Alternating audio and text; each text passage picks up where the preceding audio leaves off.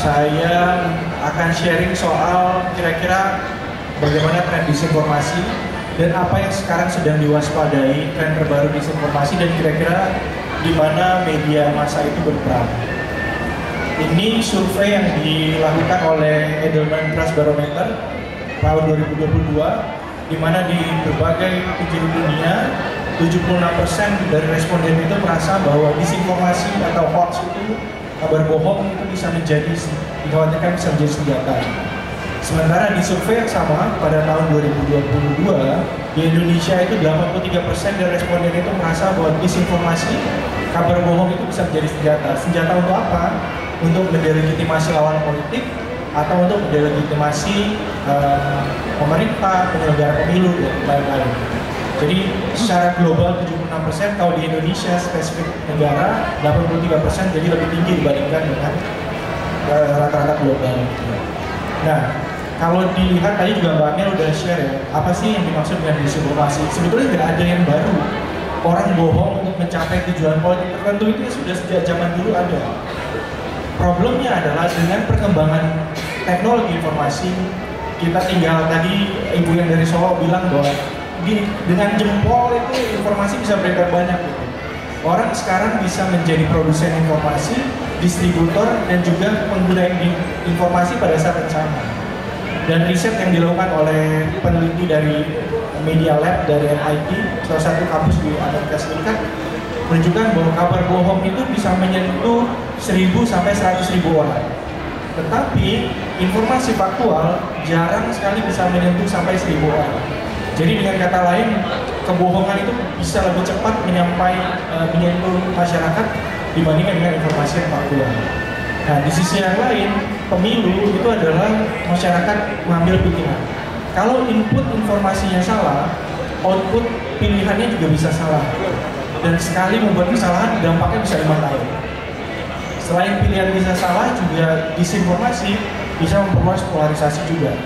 Nah, ini jajak pendapat yang dilakukan oleh Bank Kompas pada Juni 2023, sekitar 57% sangat khawatir bahwa polarisasi kembali terjadi di pemilu, kemudian 49% khawatir. Jadi kalau dia tahu kira-kira 56% khawatir bahwa polarisasi bisa terjadi di pemilu 2024. Kalau kita lihat apa yang menyebabkan polarisasi itu terjadi, ada 22,5% yang dikhawatirkan sumbangan itu berasal dari disinformasi atau kabar bohong.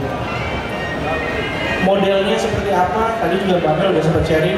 Ada yang mendelegitimasi proses pemilu, penyelenggara pemilunya yang disasar, citra disinformasi tapi lebih ingin menimbulkan citra positif kepada kandidat tertentu, citra negatif bagi kandidat yang lainnya, mengganggu hak pilih seseorang, misalnya memberikan informasi bahwa orang yang tidak terdaftar tidak bisa memilih, padahal bisa datang dan di 1 jam terakhir menggunakan KTP elektronik misalnya. Nah, informasi yang salah itu juga bisa membuat orang kehilangan hak konstitusional. Isu yang lain bisa saja disinformasi terkait dengan informasi yang membelah masyarakat untuk mereka bisa mendapat dukungan. Nah, tetapi salah satu tren yang terbaru awal Desember lalu, saya bersama beberapa teman sempat mengikuti Trusted Media Summit di Singapura yang diselenggarakan oleh Google Asia Pasifik.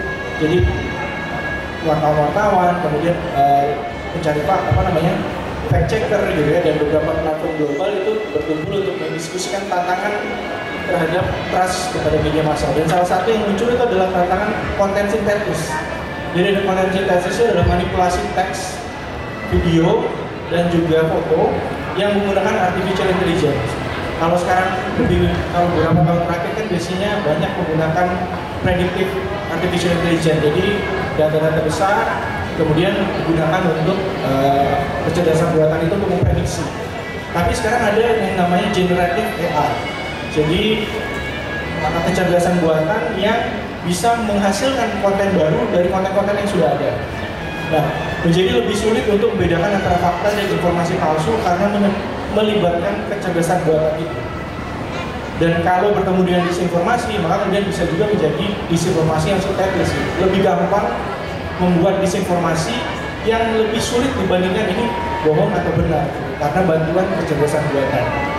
Nah, dalam konteks ini perlu kewaspadaan dari Bapak Ibu sekalian. untuk tidak memperbesar magnitude dari disinformasi itu. Contohnya apa? Ini misalnya yang saya ambil dari beberapa sumber ya.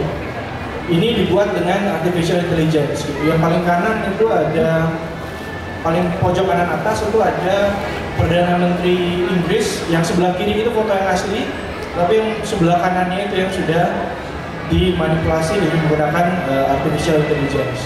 Kemudian yang bawah yang Donald Trump ditangkap, padahal itu juga di-generate dari artificial intelligence. Jadi lebih sulit sebetulnya sekarang membandingkan antara ini benar apa enggak. Jadi bukan sekedar di Photoshop, tapi dia diciptakan dari konten-konten yang sudah ada. Jadi lebih sulit untuk membedakan ini benar atau tidak. Nah, di mana posisi media? Ya, kita berperan untuk menjadi penjernih informasi.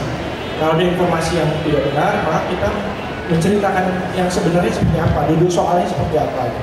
Tetapi karena disinformasi itu begitu banyak, tidak bisa semua konten disinformasi itu kita jernihkan. Harus dipilih mana yang magnitudenya besar, dampak sosialnya besar, dan di mana kita tidak justru mengamplifikasi disinformasi itu sehingga dia menjadi lebih besar dan mendapatkan justifikasi karena sudah dibicarakan di media arus utama. Yang lain adalah mengadvokasi kebijakan yang buat ekosistem informasinya lebih jernih, dari hulu mulai pendidikannya sampai kemudian dihilir di penindakan itu. Modelnya seperti apa? Kalau kita berkaca dari Amerika, mereka sangat ekstrim melindungi kebebasan berpendapat. Bagi mereka, pendapat ini tidak boleh diatur oleh pemerintah. Yang boleh diatur itu adalah tindakan. Bagaimana dengan posisi kita? Apakah kemudian kita memilih lebih condong untuk ke penegakan hukumnya, atau kita selesaikan dari hulunya, dari pendidikannya? Dari mana pendidikannya? Literasi yang paling penting. Bagaimana literasi itu bukan hanya soal orang bisa membaca, tapi bagaimana dia bisa membaca, memahami konteks, dan menelaah apakah informasi itu betul atau tidak.